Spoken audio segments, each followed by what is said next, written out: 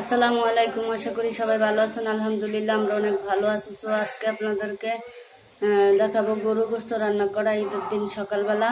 তো গরুর গোস্ত বসিয়ে দিব। তো চলেন উপকরণগুলো দেখে নিই। এই হচ্ছে রসুন বাটা, পেঁয়াজ বাটা, আদা বাটা, আর এই হলুদ মরিচ, লবণ। তো আমি এক এক করে সব কিছু দিয়ে নিব।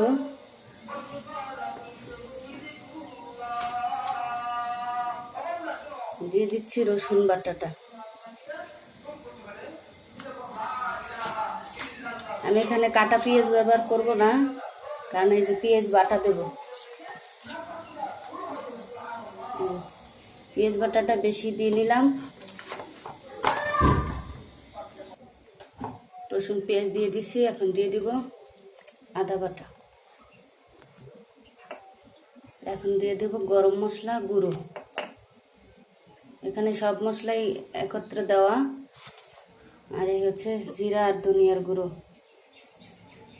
দিয়ে নিলাম। এখন দিয়ে দিব মরিচ আর হলুদের গুঁড়ো।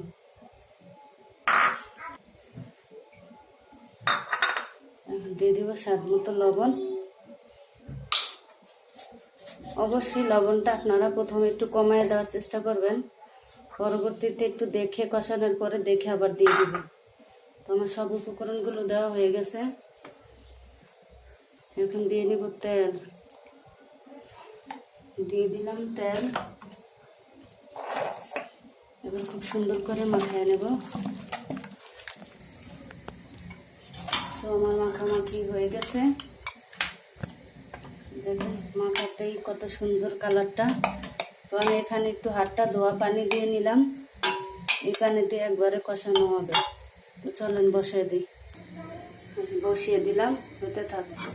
তো দেখেন বলক উঠলো, ছেড়ে দিচ্ছি।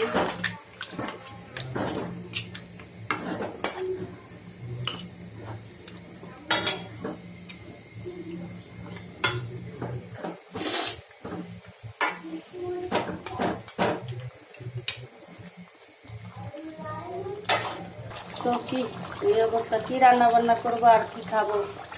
কালকে থেকে ঈদের আগের দিন থেকে শরীরটা বেশি একটা ভালো না, তো কোনো কিছুই ভালো লাগতেছে না। সবাই দোয়া করবেন।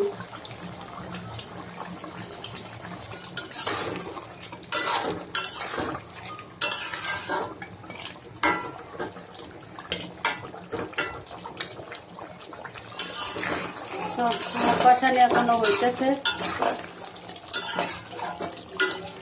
আপনারা গরুর গোশত এরকম করেই দেখা গেছে বলক ওঠার পরে চুলার আঁচটা কমিয়ে দিবেন। তারপরে দেখবেন যে আস্তে আস্তে জল পর্যাপ্ত পরিমাণ উঠছে। হাত ধোয়ার জলটা দেওয়ার পরে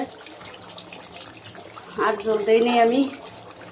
তো এই পর্যায়ে আমি এরকমভাবেই আমি আধা ঘন্টা হয়ে গেছে হইতে থাক। দেখেন আমার কষানো হয়ে গেছে। এখন আমি ঝোল দিয়ে দেব। ঝোল।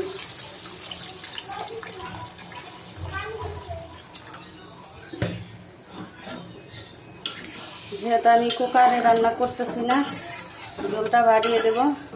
আস্তে আস্তে এটাও আমার ঘন্টাখানেক ধরে সিদ্ধ হবে। আমি আরও ঘন্টাখানেক রাখবো।